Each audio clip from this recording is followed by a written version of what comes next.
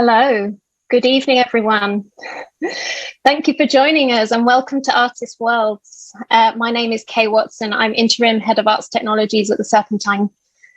Artist Worlds is an ongoing series of commissions and events that support artistic practices that engage with simulated realities, immersive storytelling, and virtual world building, and begins with this experimental live multiplayer virtual event focused on the interrelationship between games, game engines, sustainability, and ecologies, taking place in a revised, updated version of Jakob Kudsk Steensen's 2016 VR work, Primal Tourism, which is a virtual island that's a representation of Bora Bora in French Polynesia that's been transformed from a one-player work to a multiplayer world that will be the venue for tonight's walkthrough and readings.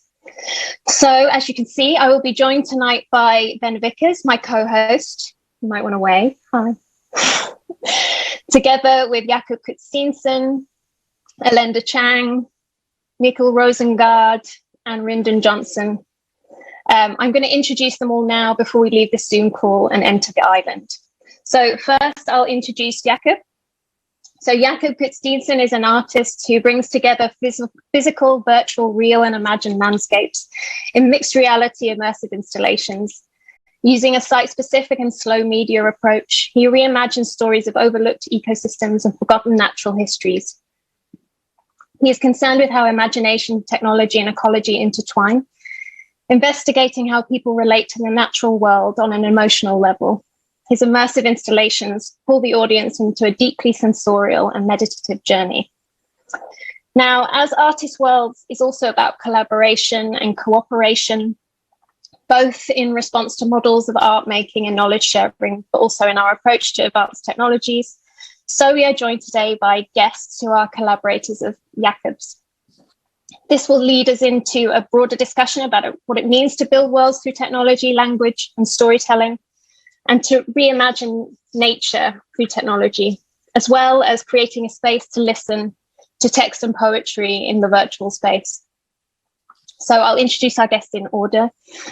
So Alenda Chang is the author of the 2019 book, Playing Nature, Ecology in Video Games, and the co-founder of Wireframe, a digital media studio fostering creative pedagogy, research, and design, aligned with issues of social and environmental justice. Chang is also founding co-editor of the open access journal Media and Environment. Second, Mikkel Rosengaard is the author of The Invention of Anna, which was published in 2018 by HarperCollins. His writing has appeared in the Architectural Review, Art 21, Bomb Magazine, Book Forum, Hyperallergic McSweeney's, and elsewhere. A MacDowell Fellow and a recipient of the Danish Arts Foundation Young Artistic Elite Fellowship, and he lives in New York City. Rindon Johnson, our final guest, is an artist and writer. His most recent virtual reality film, Meat Growers, A Love Story, was commissioned by Rosome and Tentacular. In 2021, Johnson has 2 solo exhibitions opening, first in spring, very soon, I believe, at Sculpture Centre, New York, and later in autumn at Chisenhall in London. He's the author of Nobody Sleeps Better Than White People, the VR book Meet in the Corner, Shade the King, and forthcoming The Law of Large Numbers, Black Sonic Abyss, and he lives in Berlin. So tonight, the whole event is going to take place in the virtual island created by Jakob, which is then screened direct from the engine to Twitch. Sadly, we aren't at the stage where you could all join us in VR, but that might come at some point in the future. So as Ben and I travel with Jakob to a number of significant locations on the island, we will meet a new guest at each location who will join our discussion or perform a reading at that location. So we like to think of this as a quest, as our group grows in size throughout the event. You'll be seeing first-person camera views from what each of us are seeing in VR, as well as 2 in-game engine cameras who you will also get a chance to meet later. There's BSL and live captioning throughout. We're also keen to hear your voices as well, and so please submit any questions you have via the chat feature, and I will try and incorporate these somehow at the end whilst wearing my headset. Finally, before I put my headset on, I must thank everyone involved. First, thank you to Jakob, to Liz, to Rindon, to Alenda, to Mikkel for being so generous with your time and agreeing to take part in this experiment. To our wonderful technical team, Walter Wainants and Sam Sewell, who aside from production work are also the in-game cameras tonight. Simon, Sonia, all at Proudfoot and Trickbox for dealing with so many streams and opinions and sending this live to Twitch. And to the Serpentine team, to the brilliant Tamar Clark-Brown, who has made all of this happen. Emma Rayburn, Alex Boyes, Ava Yeager, Victoria Ivanova, Rasheen McVeigh, Ella Goal, Jessie Ringham, Yusra Manlekaf, and all who have supported this project. And finally, thank you to UBS for sponsoring Artist Worlds. So we are now going to leave the Zoom call and enter Bora Bora. See you there.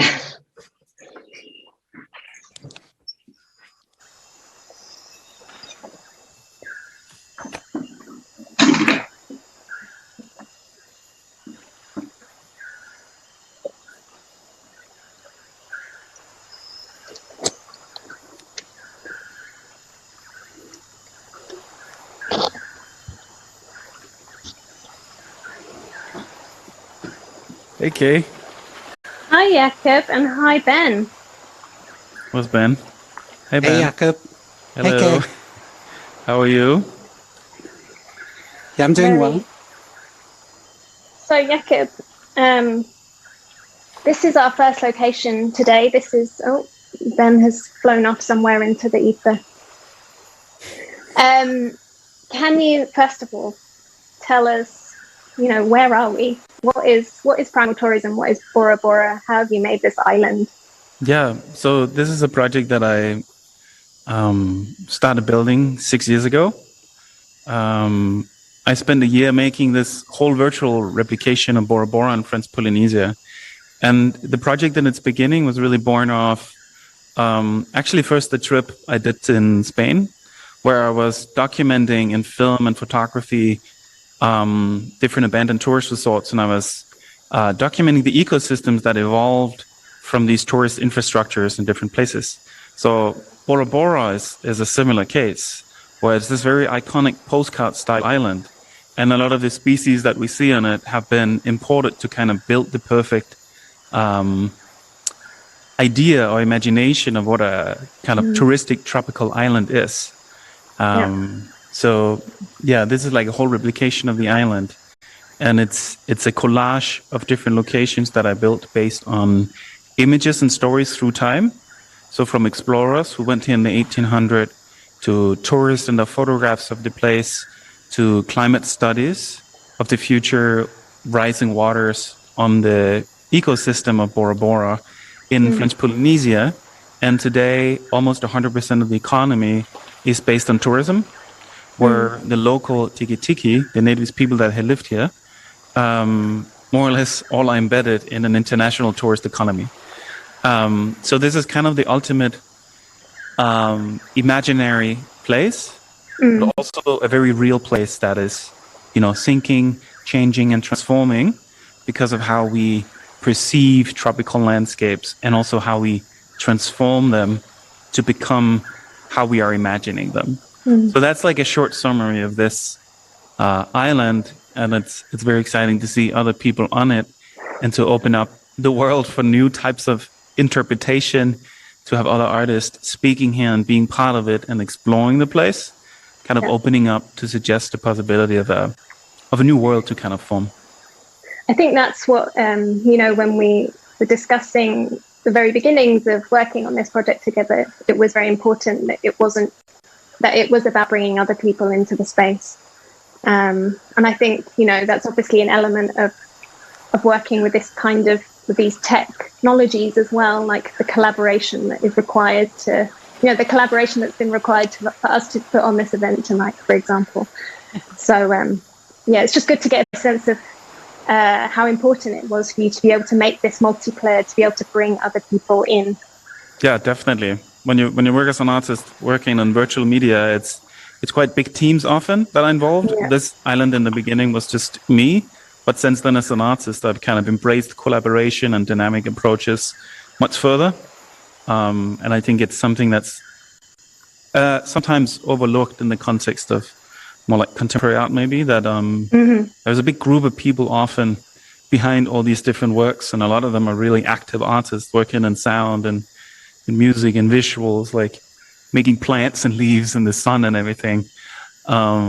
It's like you're a big team coming together to create a singular holistic experience for someone else, and especially in VR, it's very much your body. Like, you really walk around and you can feel the sun and the environment. And this is like a full replication of the island. So we can't show the entire island today because it would take, days to explore. But it's basically this method where you take like satellite images from up here, up in the stratosphere, and they measure the height of the landscape. So you use this data about the topography of the island, and then that is transformed into the shape.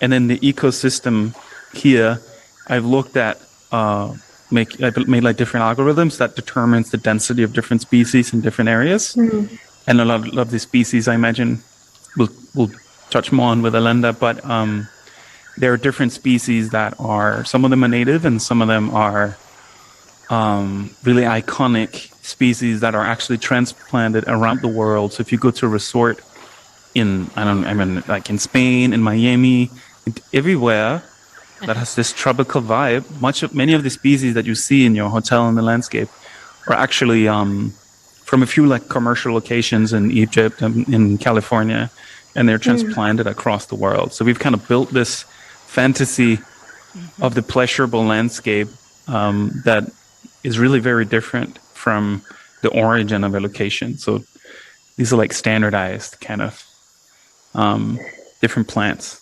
How long did it take you to build it? This project took about a year. So this was like an obsessive solo project for the year of 2015 to 16. And it must be strange to return to it as well. Yeah.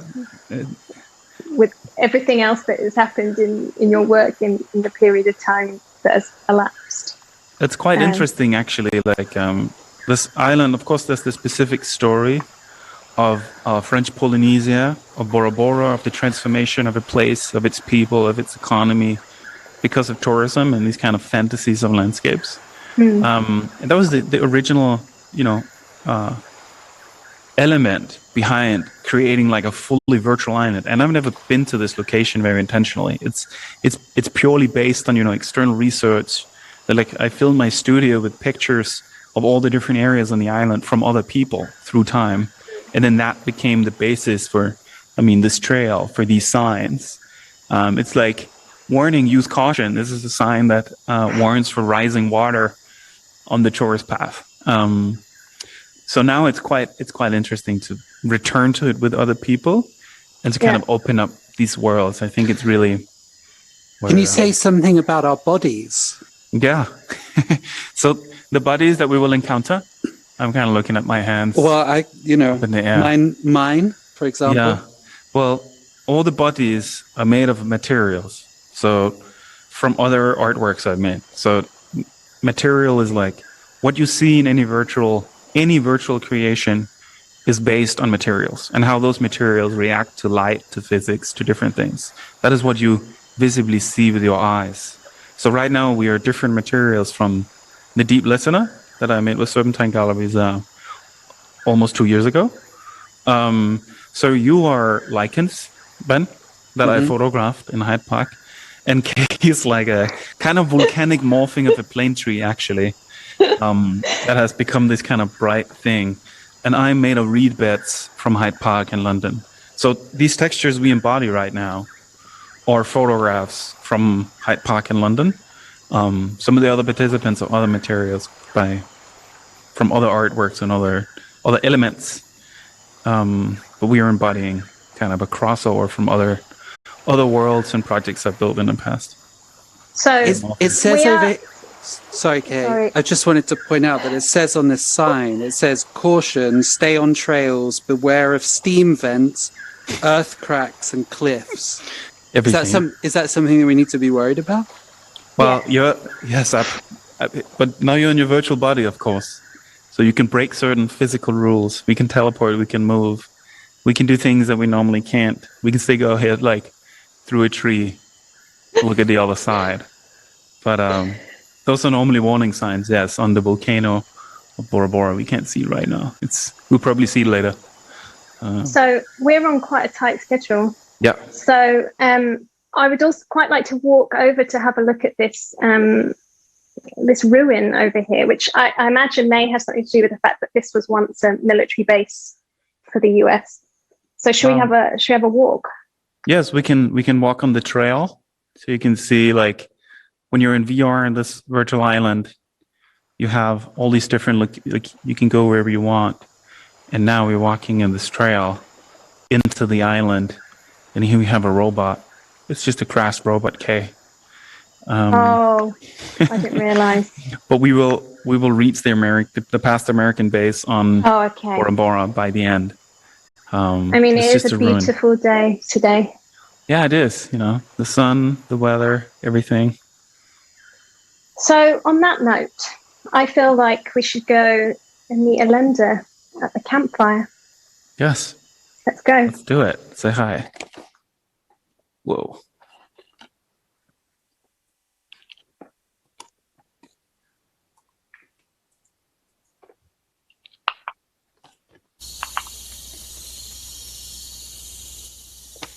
Hi, Alenda. Hello. Hi. Hey, how are you? Alenda. I'm good. I've been enjoying my solitude here. Yeah, you've turned into a fluorescent water material there. Of a microbe, apparently. It's a microbe. Beautiful. Alenda, the three of us are a massive fan of you. I hope you don't mind me saying that. No, thank you. Thank you. I was just hoping to begin that you could tell us a little bit about your research and your book, Playing Nature, which we thought, you'd be such a brilliant addition to this event to be able to have a conversation about kind of the infrastructure of building these worlds, but also the relationship between the natural world and game technologies. So sorry.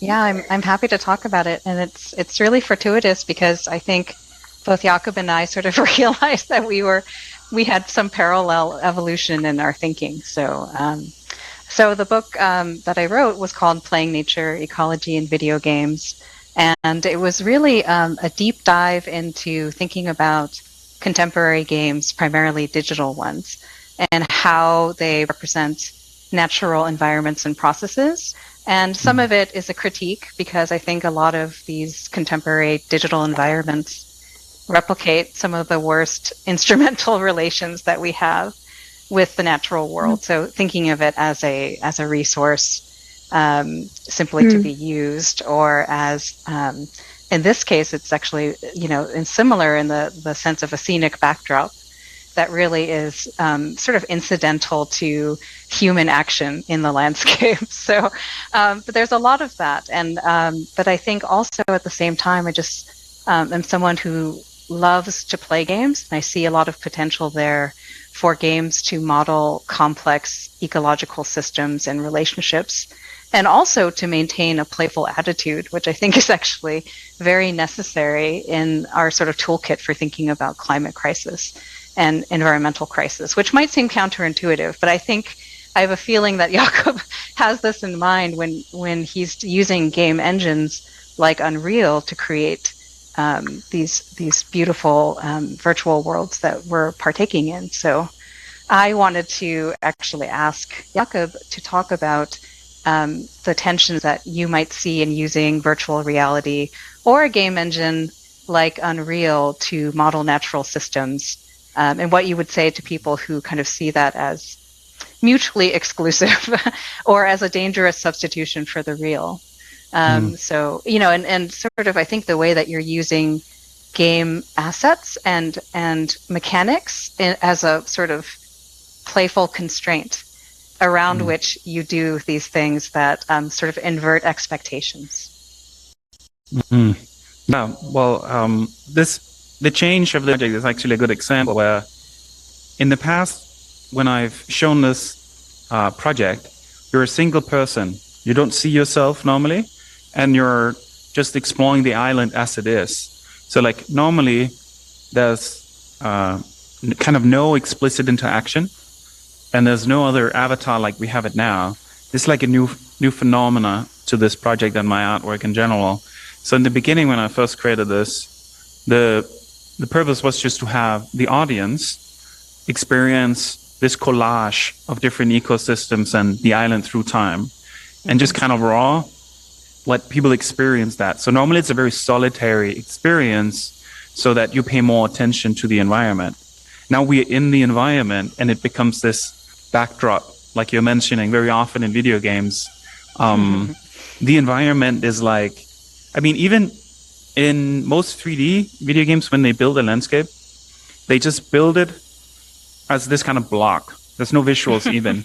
They build it like a maze of squares. And then this determines how people are supposed to move through the environment. But when I create these artworks, I do the opposite. It's like I build the environment and then I figure out where does people fit into this, so that the environment kind of can take precedence. I think that's like the big change now, where we're kind of returning to the environment as the scenography that has certain intentions and stories behind it. Where if you're here solitary, that's just you in the environment, and there's nothing telling you what to do or where to go. It's like it's like, I don't know, it's just like an open landscape for people to explore. And then on this landscape, they encounter, different sites and species and things. Just on that front, could we have a look, just talking with the collaging that you've been talking about, could we go and have a look at, there are some images here in the scene. And, yeah, definitely. Let's go and have a little look. We can teleport in here. So actually, maybe if I teleport away, and I don't know if the camera can kind of show what I'm looking at right now. But this scene is based on a historic campsite. So I found a drawing that the Dutch explorer Jakob Kudsk and his crew had made of their camp on Bora Bora in French Polynesia. So this whole camp is like this idea of kind of meeting the colonial history of the island with a kind of trashy touristy present. So in the area, we see these like different maps. Like the map here is actually Jakob Kudsk, the explorer's map of the island that he used. And this is like one of their drawings of the volcano. And the other one here is of the East Islands, where he also went. So it's kind of like a collage of references of different historic sources of where we are right now. So each location on this island have this specific history and research behind it. And Alenda, to return what you were saying before, but like the scene is a backdrop versus something you're kind of inside of, a part of. Each location is just like a raw collage that normally where people experience this, like in a museum or an exhibition, they're just like dropped in here with no aim and no one. Do we have time to look lovingly at an individual plant or two? Because I actually think that reveals a lot about your design philosophy and how in most digital simulations of environments, I don't think there's a lot of scientific accuracy or thought about the sort of capabilities or the agency of the plants. So what's your favorite? Well, of course, I like the palms. I teleport over here, if you can see me. I mean, I like the palm trees because it's so iconic of the tourist resort and things that are transplanted. So, I mean, for this work, I tried to play a lot with balance between realism and something hyper stylized and kind of postcard and iconic. So this is like just the banana palm And then we have like coconut palms. We have avocado trees in the background.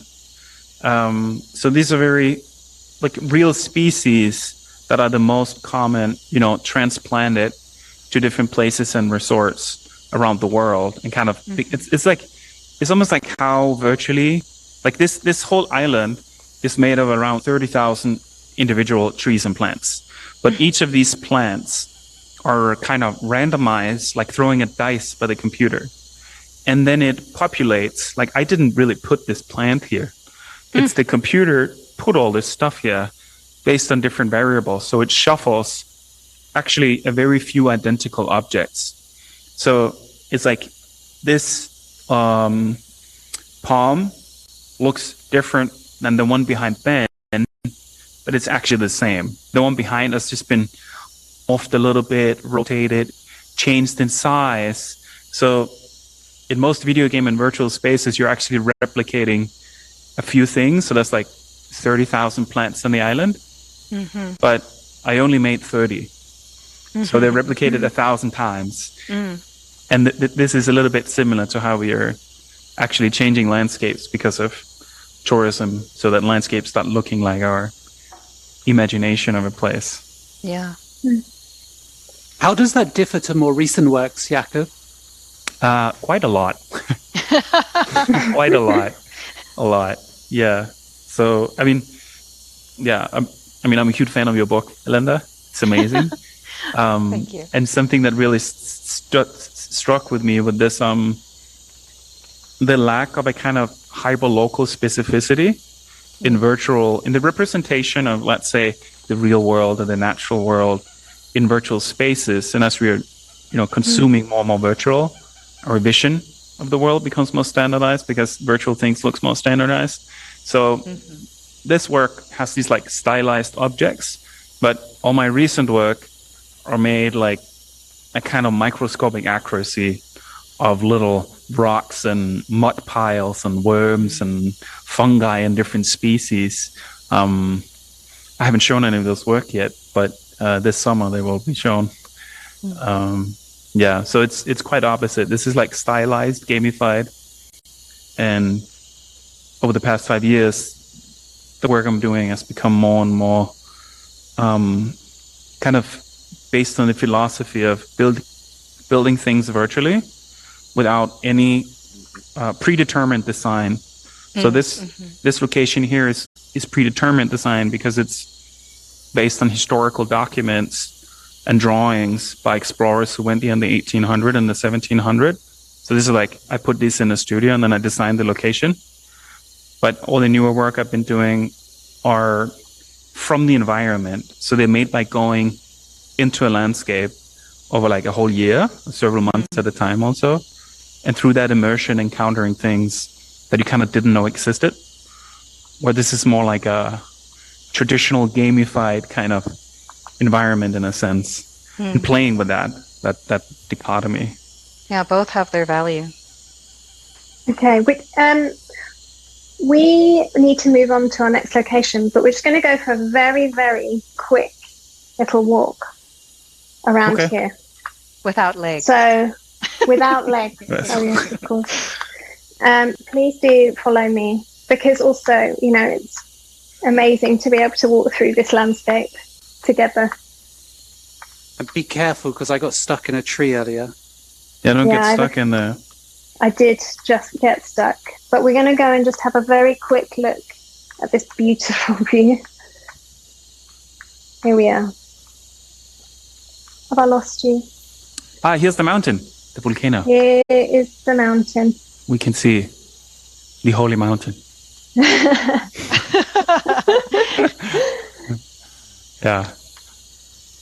Hello.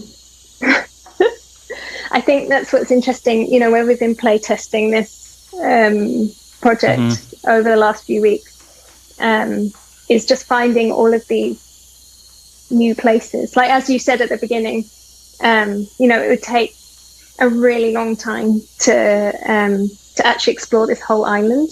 But by doing it together, it's just been a really such an enjoyable process. I hope everyone to to have this time in this virtual space, exploring together and on our own. So this was one of our wonderful finds, I think, during one of our playtests. Yeah, it's a great find. Which was this view. So we need to go and meet Mikkel now. So we're going to go to our next location, which is the beach. So let's teleport. Let's go. Let's teleport.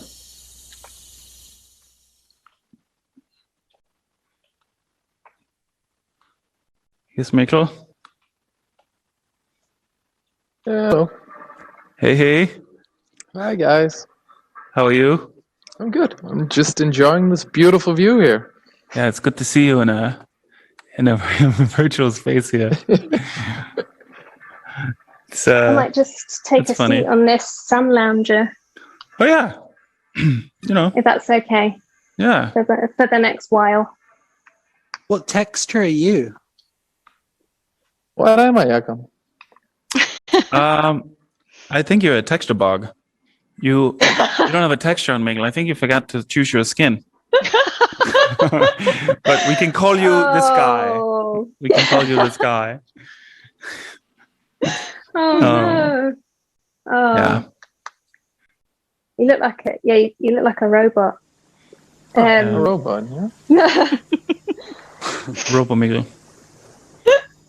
I'll be here by the cactus. So thank you, Mikkel, for joining us.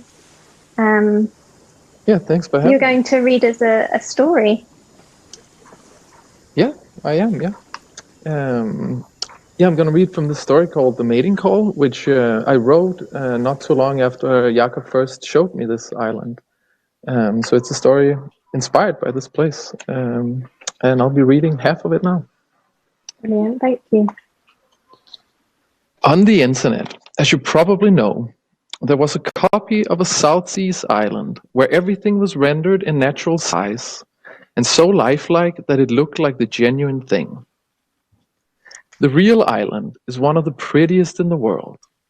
A landscape of swaying palm trees, white sand beaches, teeming coral reefs, under an azure sea, and so far away and so difficult to reach that only the very rich can get there. That is precisely why the art collector commissioned the copy. He wanted everyone to see it, even the poor who never have a chance to travel.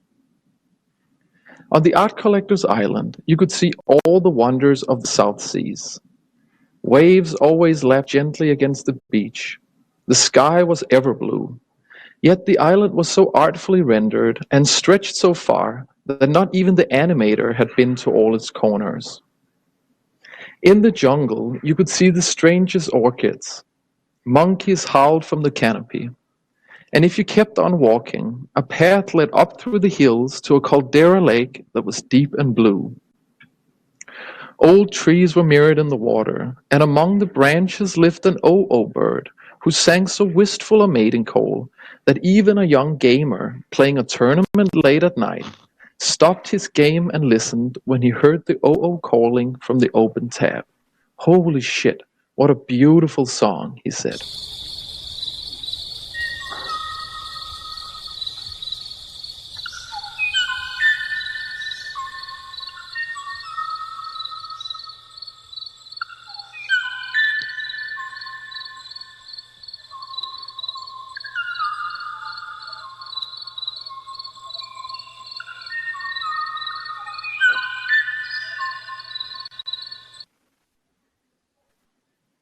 Visitors came from all around the internet to admire the island's beaches and jungles and the caldera lake. And if they happened to hear the mating call, they breathed, beautiful. The visitors told their followers about the extraordinary island. They posted screenshots of the beaches and the jungles, but nothing was shared more often than the OO's mating call. Those who knew how to edit videos uploaded gorgeous shots of the island, all featuring the OO song.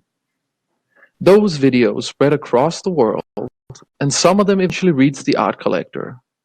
He sat at his Art Foundation study, scrolling and scrolling as he nodded approvingly, because he believed in truth and nature, and nothing pleased him more than to share the true beauty of the South Seas.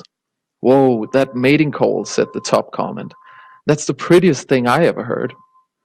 What is this all about? Said the art collector. A mating call? And supposedly the best thing on my entire island? And then he opened a window to the island and walked from the beach up the hills to the caldera lake. When he reached the shore, he noticed a melancholy little warble.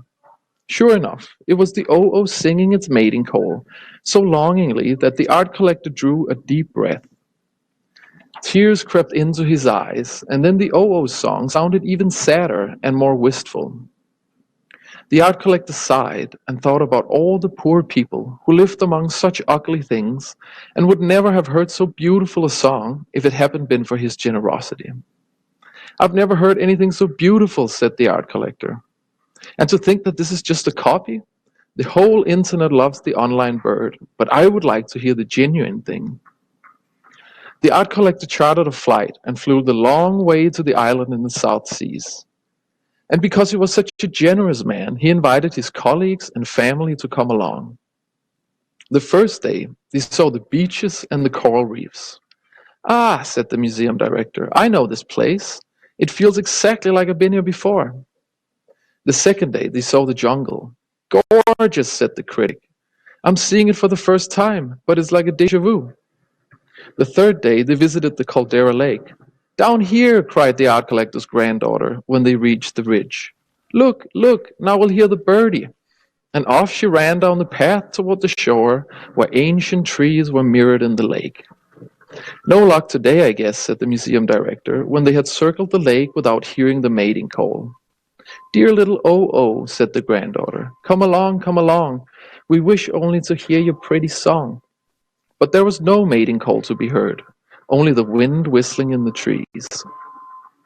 That evening, the art collector held a dinner, and the dining hall was decorated with torches and the loveliest flowers. The museum director gave a speech and declared the online island a groundbreaking work of internet art. The critic lauded the island for how closely the real jungle resembled the forests online. Oh yes, the island was certainly a success. All that was missing was the oo song. But when the art collector asked the hotel staff what time of day they could hear the mating call, they had no clue what he was talking about. They had lived in town all their life. They knew only the ashen birds that lived among the houses and were not familiar with the jungle kind. How sad, said the art collector. That's the problem with kids today. They always have their eyes glued to a screen. He sent his personal assistant to get advice on how they could hear the oo song. But where was the mating call to be found?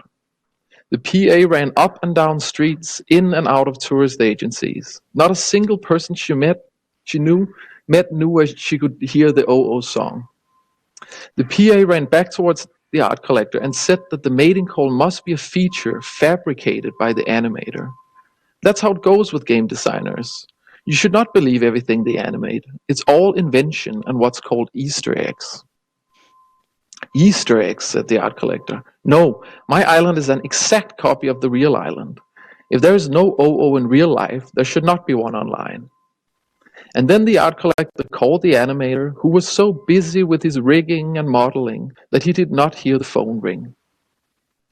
But the animator has won prizes and grants for his accurate depictions, the art collector said. So it has to be real. No, I want to hear that mating call. Of course, said the PA, and once again she searched the island for the strange bird that the whole internet knew about, but no one had laid their eyes on. She walked up and down island streets. She drove down potholed roads and clambered up muddy paths. Finally, deep in the jungle, the PA met a poor old woman. The woman said, "Ah, yes, the oo? Of course, I knew him very well." The old woman told the story of the oo. When the white people arrived, they brought mosquitoes to the island. With the mosquitoes, diseases arrived. Every year, birds died. And in the end, only a single oo was left. He lived up by the lake in a tree hollow before he died, said the old lady. And when I walked home in the evening, I would hear him calling for his mate. Back at the hotel, the art collector nodded slowly as he listened to the story. Tears gathered in his eyes, for he knew what it was like to call out for the one you love and never receive a reply. Was anyone ever as lonesome as that poor OO, asked the art collector over dinner, and the museum director and the critic shook their heads as sadly as they could. The next morning, the art collector woke up with a new idea. I will resurrect the mating call, he said, because he had always believed in conserving nature and in love as well. So, Thank you so much. Thank you. yeah, Clap, so that was clap, like clap, half clap, the clap, story. clap, Thank clap. you. Clap, clap, clap, clap, Clap, clap, clap, clap, clap, clap, clap, clap, clap, clap. Yeah, so Jakob, this story, this island here, Yes. I think you showed it to me actually the very first time we met. You were doing a residency out in Brooklyn, and you showed me some sketches of it back then. And I was really taken in with it, like from the very first moment. Like one of the things I really liked a lot about it is this. You told me that you did not create this island from like documentary photos of it, or necessarily like even from satellite depictions of it, but a lot of the designing of the island was done from tourist photos from people. So I love this idea that this island is not so much a copy of Bora Bora, it is like it is a copy of people's fantasies of Bora Bora, or a copy of the way people wish to present Bora Bora, you know, the way you stage and curate a tourist photo always. So I think there's something really beautiful in that. Both the tropical island is already this fantasy everyone has, and so you made a copy of like the ideal fantasy of Western culture, basically. The fantasyscape. Yeah. Yeah. Is that why you wrote the story? Yeah, it's this idea of like I think there's always been something really fascinating to me about the tropical island, like this idealized place, and then your version of it is like even more ideal than the actual Bora Bora. You know, there are no mosquitoes here. You can't get sunburned. It's like you'll have this. It's pure fantasy. It's pure idealization. It's the raw imagination, yeah. Can you tell us where we are, Jakob? Yes, yeah. We are by the bungalows on Bora Bora. So, yeah, this is a kind of a nice location for Mikkel's story, because on Bora Bora you can actually book these kind of bungalows that tourists pay like outrageous sums for, and you know they're supposed to look kind of tropical. You know, but they're all these artificial little structures.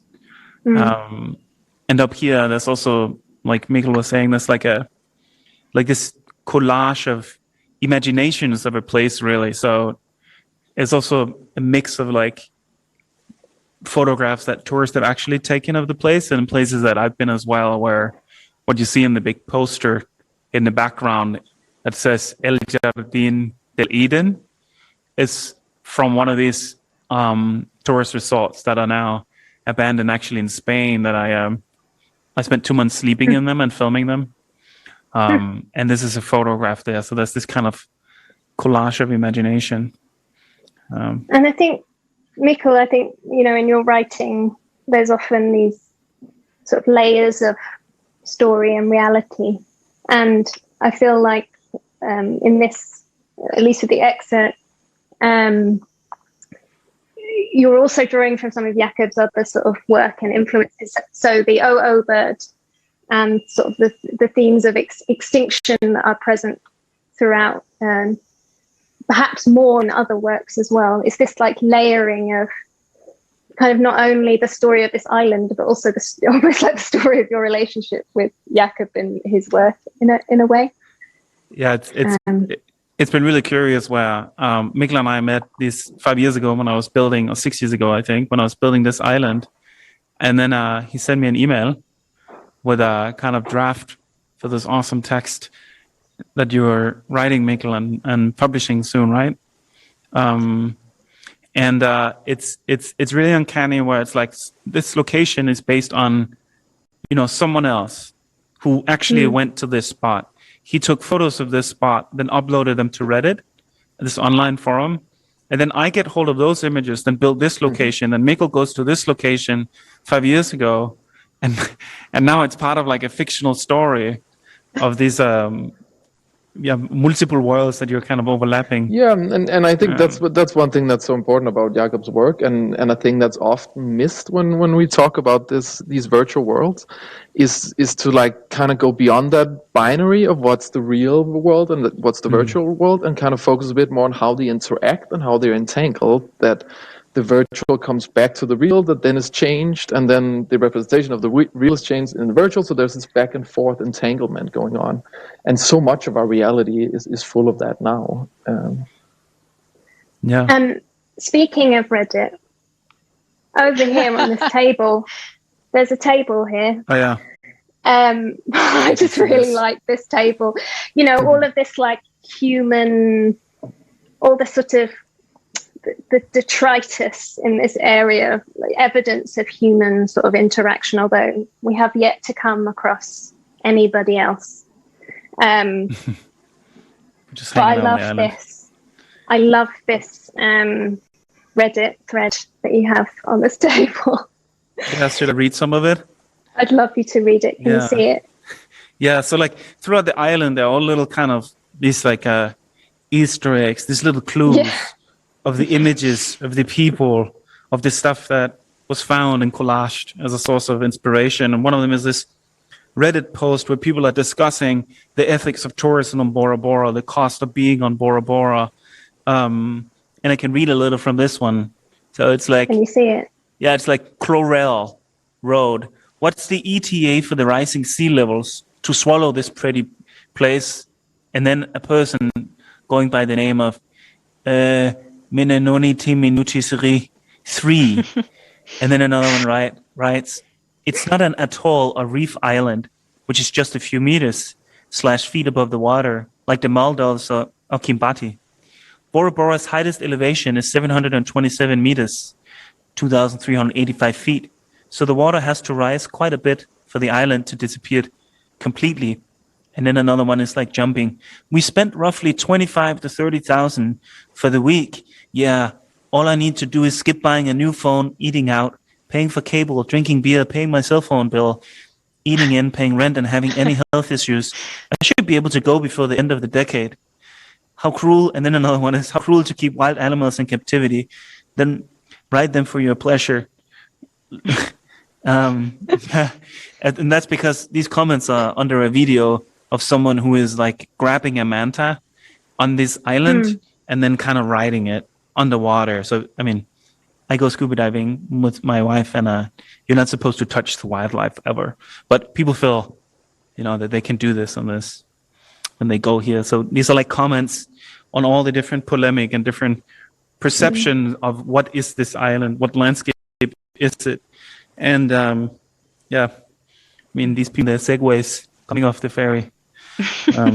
So it's like a collage it's really just a big collage of things put together for people to explore, to respond to, so that they are collaging their own imagination of the place as well. You should, I don't want to interrupt the conversation, but can you follow me? I want to go for a walk. Yes. Thank you for your text, Mikkel. Yeah, thanks for inviting me, Jakob. Thank you so much. Awesome. Follow me. Okay. Are we all coming along here? I hope everyone's coming. Why not? Oh, you're in. Funny to see you all in a row. I just, I wanted to go in, want to go in one of the cabins because we should have a look while we're here.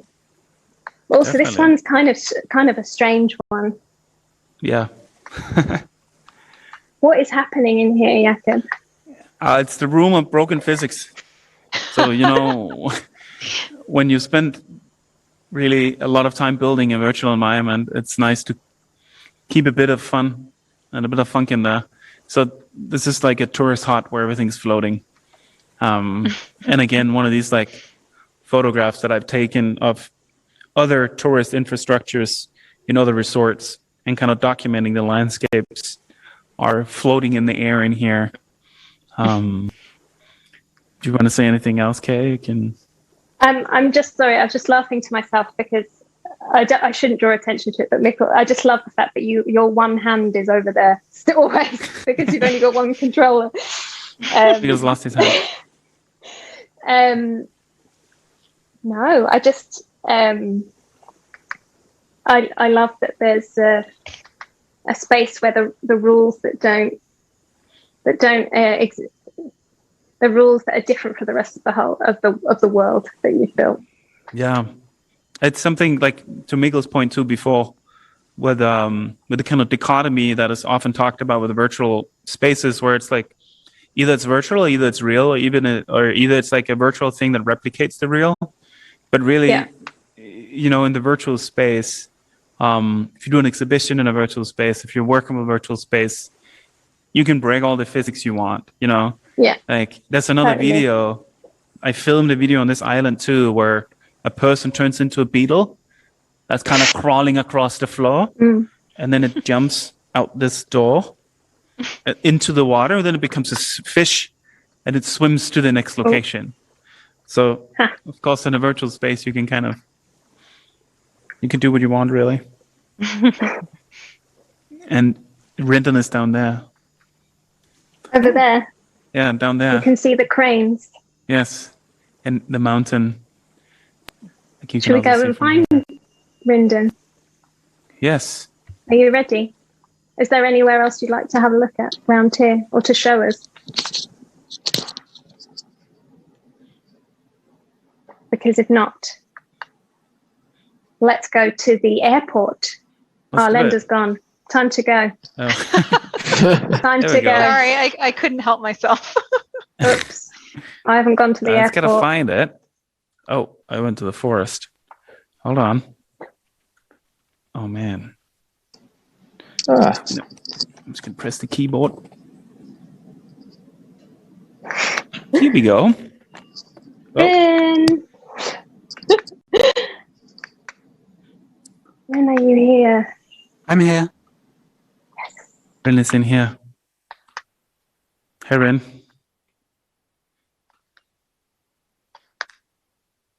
We all here? Not that I'm supposed to have favorites, but I do love this location, and I've gone on about it quite a lot in the past few weeks. But we'll have a look at the plane afterwards, of course. But thank you, Rin, for joining us. I'm sorry you're not in VR. Me too. I'm really sad not to be in VR, but they discontinued the Oculus Rift for a reason, I guess. I don't know. That's life. But happy to be here. Great. Shall I just do my reading? Shall I jump right in? Yes, please. We'd love that. Yeah. Okay. Several micro lectures regarding / around my eventual and obvious dropout piece, i.e., the spirit is willing, but alas, the flesh is a bin full of yogurt. Or, Maureen's mother says, it isn't the fire you have to worry about, it's the water.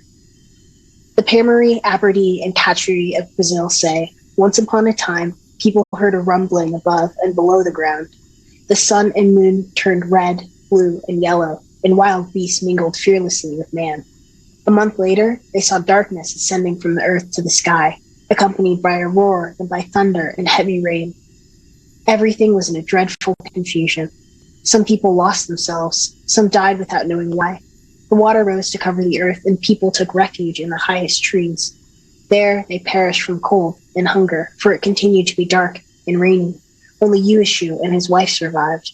When they came down after the flood, they could not find even a single sign of a single corpse. They had many children. Today, the Pamaris build their houses on earth so that when the water rises, they may rise with it. May I really think of a person? I. When the moment comes and you become not the child sleeping, but the one putting the child to bed, or neither, putting yourself to bed over and over, quietly and without protest, another day anxious, what to say of this idea of future? Who gets one, and for how long? You sit up and wonder, where could we go to possibly be safe? We should go now and get settled, but there's nowhere to go or to run to that they have not already thought of or destroyed. I. Take off your hat then. Think about the guns you will have to shoot, like Lisa said. One day it might have to happen. Watch the Fellini film where the director's reality crumbles around him. Well, fine. If we were frightened people, we'd think this was a little scary. Water flowing, water flowers coming up from the sidewalk. You said I could stuff some duck sausage in your pita pocket. Instead, I pressed 3 fingers to your neck while you sound out the letter M. Then O. Honey under your tongue, cane or water or cinnamon or nothing. Drag your head behind you. I cannot accept the bounds of what is known. Arise north. I've eaten my honeycomb with my honey. Is it a pleasure? Some passages elsewhere. Is night weather. You've captured my heart with one bead of your necklace. If you come to a place where I cannot see you, I'll move so I can see you. I. Think of the bees who had a large hive in the hole of the oak tree at the summer house while your friends were getting secondary degrees and putting hours in at jobs. You were at the summer house, watching the sunset over the water, to everyone's chagrin at the summer house, watching the rodeo with bare feet on the cowhide rug, letting the sun blind you a little bit, watching the sunset over the lake, calling the rattlesnake guy because you saw a rattlesnake, worrying the trees might have the oak disease, shooting arrows in the clearing, cleaning mouse shit off the little tractor, chopping firewood in your underwear to feel important, watching the bees in their hives from the window in the kitchen. One day, your father tells you a man is coming to take the bees away. The man looks and realizes the bees cannot be taken away. They're too aggressive. Watch from the window. He goes to his truck, wearing jeans and an apiary hat. He brandishes the spray foam, and with the bees flying everywhere around him, he fills the hive with spray foam, fills the tree with spray foam. The bees flying around him do not sting as they're in shock. He fills the hole with white, airy, toxic nothing, and then he turns to give a thumbs up. They're dead. Later, the whole area burns because it's very dry there, where the summer house is. The summer house burns down, and you long for it 9,000 miles away, in the European cold, and you stay up watching videos on Twitter. This road is okay, that road's not. The firefighters save the garage but lose the house. You return a year later. Everything is green and oak, and the oak tree is still there with yellowed, old now, spray foam, bees entombed where they dwelled. Think of the scene in the hive, nowhere to run where the foam does not touch. Chug all the honey, fuck the queen, enjoy the darkness, starve together in thirst without pollen. They go on living, and us, sure, us. I, the Santal of Bengal say, fire rain fell for 7 days. They took refuge in a stone cave and emerged unharmed when the flood was over. Jahara Era asked them where they'd been, and they replied that they'd been under a rock. The Grimms retell the German flood story. A louse and a flea were brewing beer in an eggshell. The louse fell in and burnt himself. This made the flea weep, which made the cart run, which made the ash heap burn, which made the tree shake itself, which made the girl break her water pitcher, which made the spring begin to flow. And in the spring's water, everything was drowned. The Miwok of the Bay Area say, water covered the world except for the top of the highest mountain. People escaped to there. They were starving. The water went down, leaving the ground a soft mud. The people rolled down the rocks to see if the mud was hard enough to support them. When the rocks stayed on top of the mud, the people went down. But the mud was hard enough, and the people sank out of sight. Ravens came and stood at the holes where the people had gone. One raven at each hole. When the ground hardened, the ravens turned into people. This is why the Miwok are so dark. I started looking for land on the internet. Jay says it doesn't make sense to move back to California. It'll burn, he says. He isn't wrong. I suppose.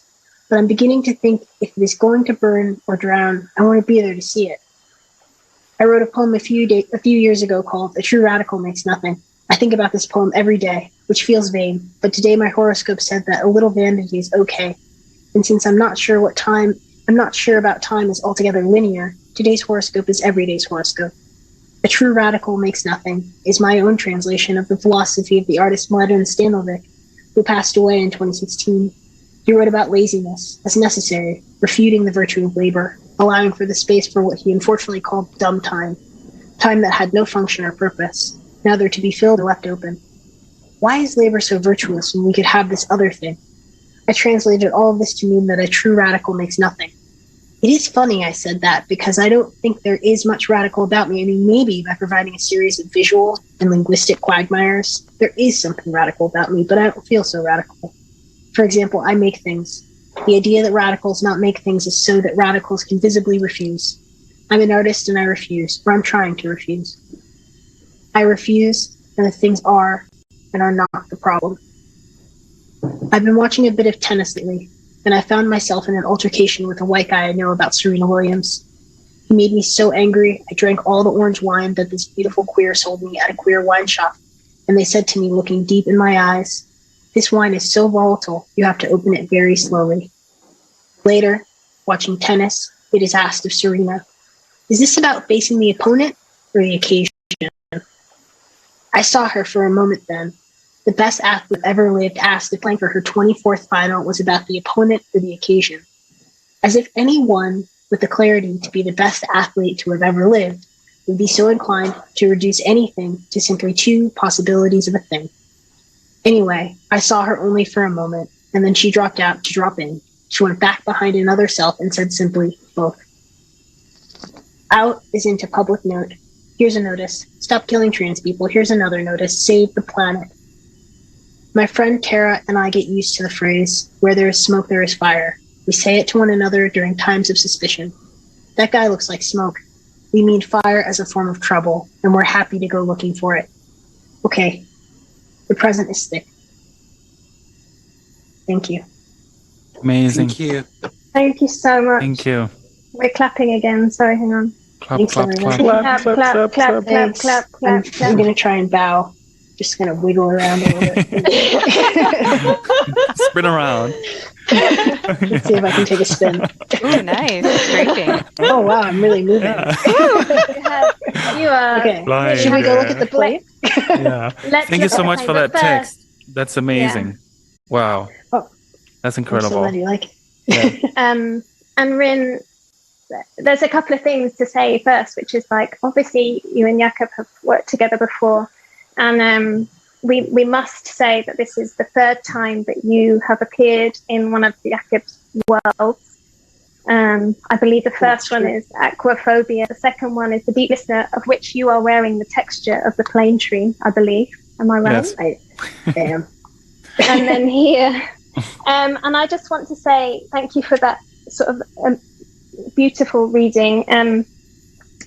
Just in terms of, you know, it's unusual. I know we have like walking simulator games and those kinds of like interactions with game worlds, but it feels unusual to me to go into a space just to listen, and that is a really unusual thing. I may be wrong there, but that's unusual from my interaction with virtual worlds, where usually, you know, there's often especially in a game, you have a route or a quest with a finite. And just to say also about your reading, sorry, I'll stop talking soon, but just about the scales in that reading. So the fact that you're going from flood myths to sort of deeply personal interactions, covering like huge amounts, I would say, of time and history, as well as the future. And that sort of layering to me is really is so well suited for us listening to that in this world, and this layering of different experiences and perspectives and all of that. So that's just my way of saying thank you for doing that. And if you want to say any more about that work, because obviously that was an excerpt. Well, sure. I mean, that whole piece kind of sounds like that. I mean, I read through all of these different flood myths, and sort of it's mostly the piece was kind of a reckoning about becoming a parent and being like, what have I done? Like in a basic sense, like looking at this like amazing human being like, what am I giving you? Like, what kind of world will you be stepping into? And then also kind of reconciling that was my fate too, but I don't think my parents looked at me and had the same thought, you know, and kind of figuring out all of that back and forth. But yeah, I don't know. I'm very happy to read in this space, and I love your work, Jakob, so much. And so it's really nice to just throw my voice in again. Well, I mean, I agree with you, I guess is what I mean. You know what I'm saying? Like, I think you're onto something, and you take really good attention to detail in a way that I admire and try to emulate. Yeah, and Rindon also makes a lot of VR artworks, and I'm a big fan of your work. I think, like what Kay is saying too, there's something really beautiful in taking your time in a virtual space and hearing like poetry in a voice. It's like it changes your spatial perception of where you are, where I think we're so used to either the virtual being something that has to be very sellable in a few images for like, sell a product on Instagram or something like this, but or as a game, a mechanic, entertainment, goals and all these things. But as humans, I think we kind of, or this is just how I feel, really a craving for this kind of poetry like yours, like these words, these like almost hallucinating experiences while you're in a virtual landscape. Of course, it's probably really hard to convey to people watching a stream somewhere in the cloud. Beyond. But when you're here, it's like I was playing with my hands in the sun as you were talking and looking at the leaves, and kind of there's something very meditative and strange about hearing real sensory poetry in a virtual space. And thanks for that. You make amazing work. So thanks. Super cool.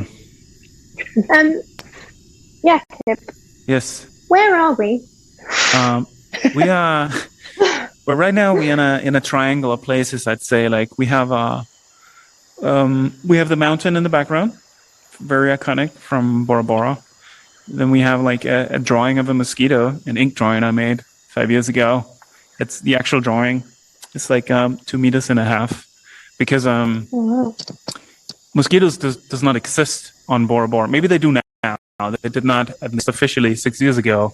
And it's common on a lot of tropical islands that there are no mosquitoes until they get, they arrive with some kind of transportation, be it via goods like, these water bottles, or via tourism. So, for example, the oo bird that Mikkel talked about before from another work on another virtual island became extinct because of avian malaria that came with a mosquito on a horse on a ship in the 1800s. And then 200 years later, they all became extinct from this viral disease. So I kind of planted this fictional mosquito as a picture, and then we have the background, but then we have the airport, Kay. My favourite, Rindon, now's the time. We're going to go and look at the airport, my favourite place on the island. Let's go. That's what you've been waiting for, okay. It doesn't have a wing, but that's okay. It's a jet plane. It doesn't need to fly. Yeah. So, do you want me to explain this location quick? Yes, please. So, yeah, it's. I mean, the whole work, plays also with fantasy, science fiction, a collage of kind of timescales, the different perspectives on a single place. And this one is based, like, the actual location where we are right now virtually. Like, if you were to zoom out from the island and look down on this actual spot, there's a real airport on Bora Bora, and this airport was built by the American Army to create a base against the Japanese. And over here, you kind of see different photographs that they've taken of these barracks and bases. So I kind of created this fictional base now that's a bit sci-fi, that's a bit like tourism. It also has like different crates in the background, kind of to reference like shipping and different things. But okay, maybe it's nice to hear why you think it's interesting, because it's, well, I just this might sound strange, but as someone who's terrified of flying, I'm really intrigued by planes and aviation in general. So that is why I love it so much. And if any of my friends are watching this on Twitch, they'll probably be laughing right now, because I'm the kind of person that likes to watch planes take off and land at airports. But I'm terrified if I'm on them. But I guess it's just, as well, it just feels so sci-fi when we're in here, with this like huge structure that you can, I can just jump out of this like window.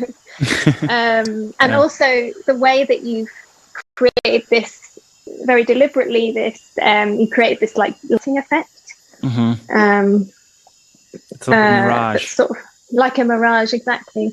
I don't know. I just find it a very intriguing a location. Yeah. I just wanted to say something that Alenda, you brought this up before about mise en abîme. Oh yeah. And and I'm saying it because we've looked at some photographs within this island, and the real story within the story within the story within the story, image within the image. And I think that's a really interesting point for you to bring up in one of our previous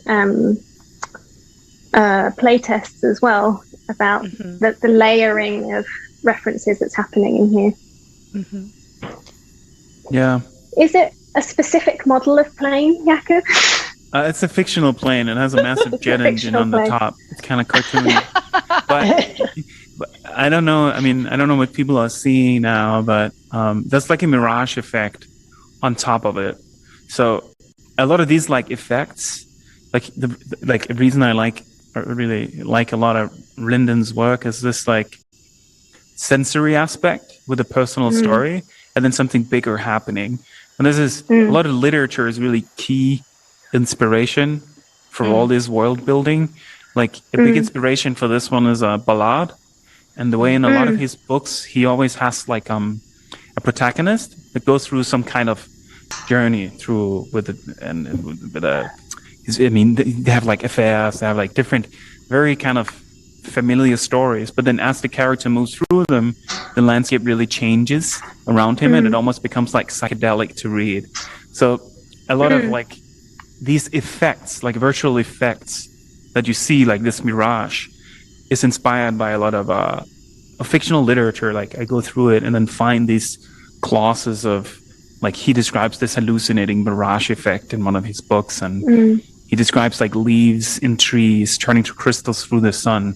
So like on the trees, I make the leaves so they're slightly like reflective and a little bit crystal-like sometimes. So like all these effects are really based on literature, because I really think the strongest imagination that we have as a culture in a medium we can share comes from literature, because it's like a single person almost transmitting the ideas to you, writing it, and then you read it or you hear it, and then that goes into your brain, and then you're creating images from that. So that's like a strong channel of kind of energy. It's really text and literature, these sensory descriptions. So this mirage effect is an example of that. It comes from one of his books. I don't remember which book right now. But it's one with like a guy, he's a pilot, and he crashes, and he can't leave this little town in England after the crash. And he kind of describes these effects, everything changing around him. He turns to a bird, and That's great. It's like an effect. Rindon, because you're not in VR, you can actually go inside the plane, I think. Oh, yeah. Okay. I'm going to try. Here we go. I'm going in. I think we can do it too. I'm in. Okay, you can go inside too. Just stick your hand in. Can I? Yeah, let's just walk through it. Awesome in here. Living the dream. Really nice. I love that when we were testing this, you didn't know that you could go inside the plane yet. Yeah, I forgot. I mean, there's a lot of stuff on this island I forgot. Yeah. I don't. It's massive. I think now is the time for us to go to the final location. Okay. So we're not going to go and pick anyone up at this point. We are the final group. But when we're there, we can have a bit of more of a conversation about together. And also, I'm going to attempt to take some questions from the chat, which does involve me having to cheat and take my heads off. Okay. So let's go to. Is this in the mountains? Yeah. Yeah. Let me just. Is everyone ready? Yes. Love it up here.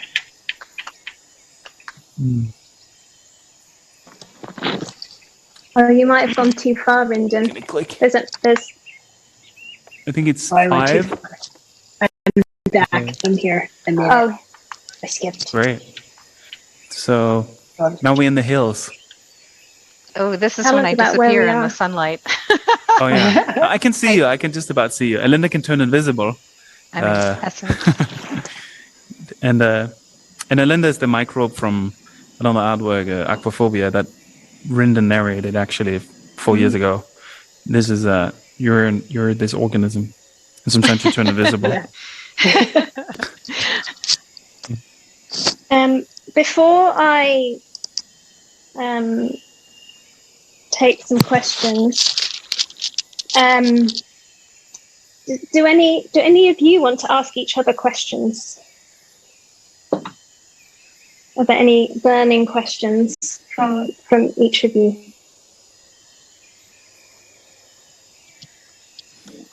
No. No one wants to ask a question. Oh, I've just found out that I'm running behind and I'm very sorry. That is because I have no idea what time it is when I'm wearing my headset. I do have a question about, although now we're running out of time, but Jakob, you're always thinking about slowing down media, Right. and particularly in more recent works. Have you thought about developing hardware to do that as well? Developing what, hardware? Yeah, so like controllers or something like this that can shift your movement. In what way? The way that you relate to the space.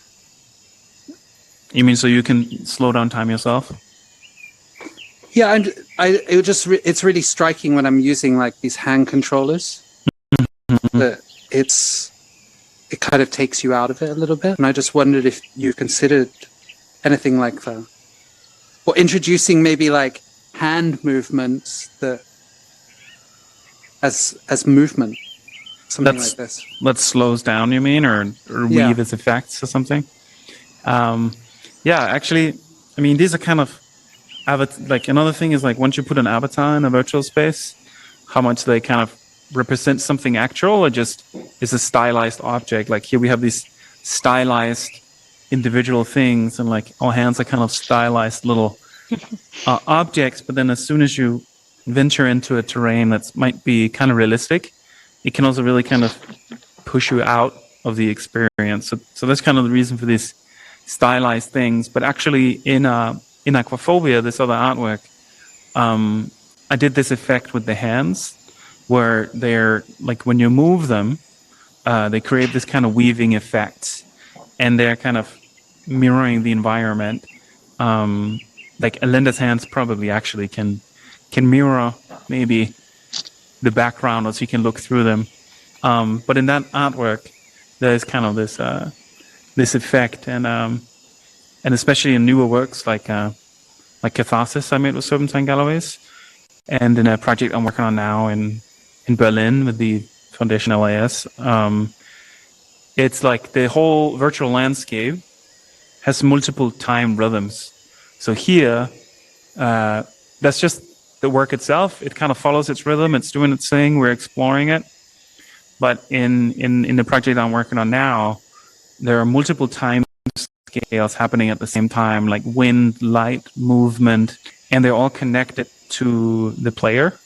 So as a camera or a person is walking around, they're slowing down and speeding up time, similar to the Deep Listener that we made with Serpentine galleries in AR, where as you physically move around, you're speeding up or slowing down the speed of sound.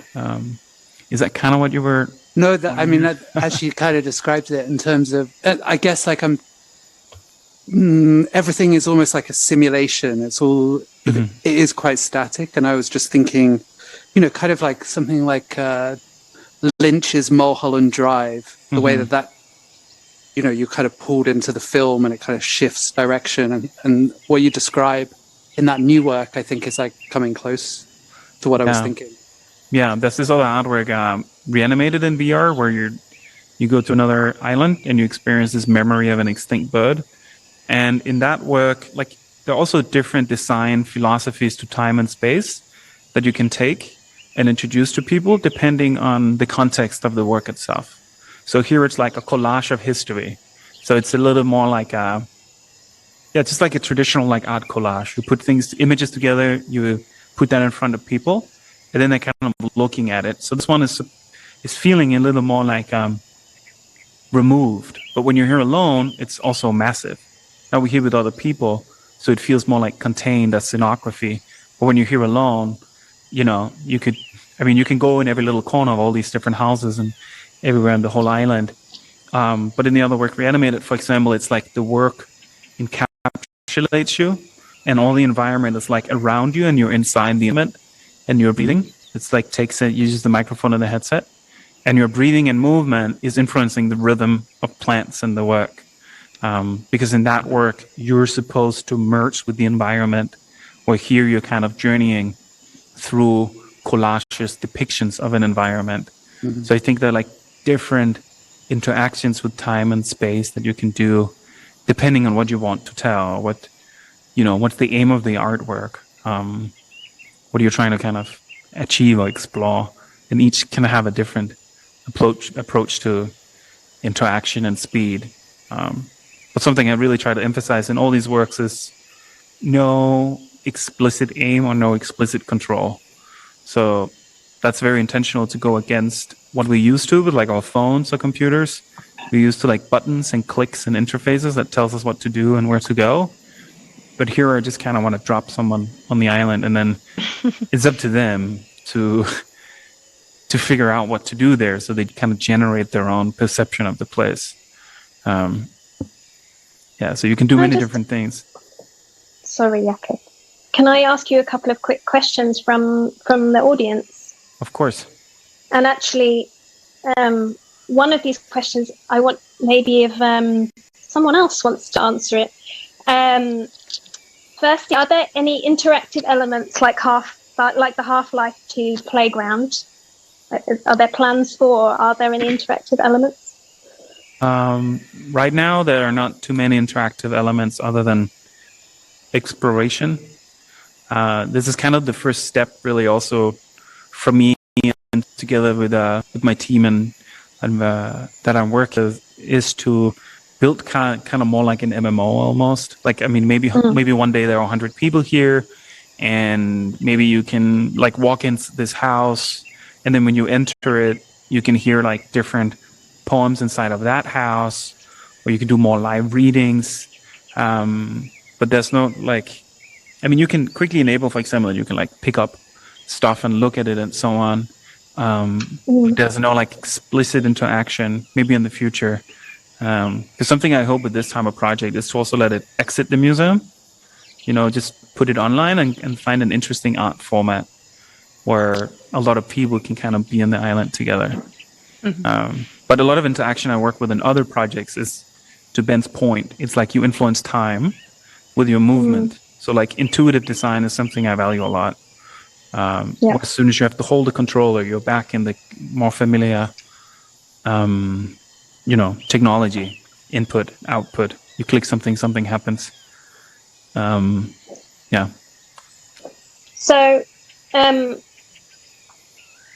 sorry, I'm having some trouble with my headset as I'm putting it back on. We are running very over time. So the final question that I want to ask, and I just want you to think about this while we move to the next location, is this is a brilliant question. What is the environment like inside your headset? It's such a good question. What if the environment was what? So basically, what is it like for us inside? What is it like for us inside the headset? Yeah. I think that's a question for everybody. Yes, exactly. But it's time for us to move to the final location. So think of your answers. And I'll meet you at the mountain. You ready? Yes. I'm just going to go to the mountain. Wow. The mountain. So the wind. This is a very special location. The view, yes. In that it's actually quite a trek to get up here, so that's why we have teleported here for the sake of time. Yeah, maybe we can mention quick that actually, like, you can see the whole island that normally you would have to walk to all the different locations, but we've kind of implemented an instant teleportation for time travel. So I want everyone to think about what it's like, what has been your experience to be inside this headset. I realise it would be wonderful if we could have the whole audience joining us in VR. We aren't quite at that point yet, but what has your experience been of being in the environment? I think it would be nice to hear from someone else. It's the strangest guild meeting I've ever been to. The raid is after this, Ben. No, this is Alenda. I think it's kind of multi-layered and a little bit of cognitive dissonance, because I can say it's tight on my skin, so I can feel that I'll have an indentation on my face afterward. I'm also smelling my partner's burnt toast, so I know something's happening in the household. So it's interesting because I'm paying attention to the visceral experience, but I'm also here with you and enjoying the experience. So yeah, for me this is Mikkel. I think it's really quite relaxing, like this landscape and the perfect clouds, and it's really cold here in New York today, and it just immediately makes me feel relaxed, like I'm on vacation or something. And there's especially some effect about the clouds up there that it makes my body relax. It looks like such a genuine summer day. So it brings back all those summer memories, vacation memories. Is there a big difference, Mikkel, on you experiencing work now or 5 years ago, like in a museum with a headset on? Yeah, definitely. I remember when I saw your very first work, Jakob, which this tree VR thing, where I was like, I felt sick from doing it. Like I felt nauseous. It was so overwhelming. But now that I've tried it a few times, I guess you get cognitively more used to it, and that switch from one reality to the other gets more natural. I think. Rin, what do you? Oh, sorry, Jakob. I was just going to say that, for me, the switch is so natural that I don't notice all the time. But when I try and describe the sensation in VR, it's like one of the hardest things to do, because it feels like being a person, but there's some missing bits. Like I can't feel the wind, and I can definitely smell dinner and all of this stuff. But at the same time, I'm here, you know what I mean? And I think that's it. I'm not here at the moment because of my headset issues, but having been inside this piece in a headset before, it's cool. I mean, the clouds are very grounding, the water is really grounding, but then there's also the kind of empowerment sensation of being able to be, to be able to hop and move, like when you can both walk and you can jump, and there's all this, it's really nice to have all of this sudden ability or something, which is something I find really amazing about being in virtual reality. Before we finish, now is time for the holy mountain moment. So I'd really like if Tamar and Walter and Sam could make their presence known wherever you may be. We don't know where you are. Where do they go? Where are they? Can you see them? Where are you? Are you here? They. Oh, here's one of them. hello. Hey. Oh my goodness, right in front of you. Hello. Oh, there's another. Oh, that's Tamar. Hi, Tamar. Oh, you're a bit of trouble down there, but hello. Through the ground. We'll get you This out. person in front of us doesn't have a label, so it could be Walter or Sam. Or the Oracle. Yeah. Or the Oracle. Oracle. Yeah. So what we wanted to do here is obviously show the number of people who have been in the game with us throughout this event, providing camera views, or Tamar, who's been manning the production, and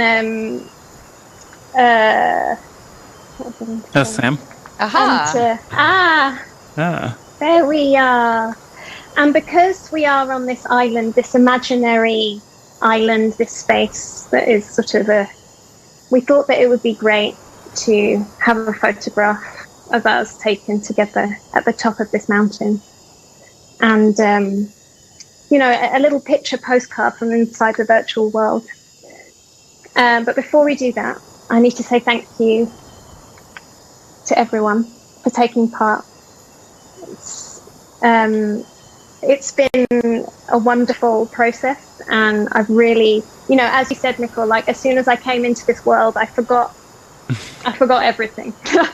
And it's just so relaxing, and you do really feel each other's presence when you're here, even though we're not full bodies or anything like that, but you really feel the sort of everyone around you. To Walter and Sam, who've done such an incredible job, to Tamar, who is a bit stuck down there, for just being for pulling this all together. And also I must say Jacob and James from Trickbox, and Simon and Sonia from Proudfoot, who are on the other side of the engine making this happen. Jakob, is there anything you'd like to end on? I just want to thank everybody for being part of this. And this is such a strange occurrence where it's like, normally, I've done these like VR meetups sometimes where we've been like 30, 40 people. And normally it's very like visceral, imaginative, and everybody's just moving around.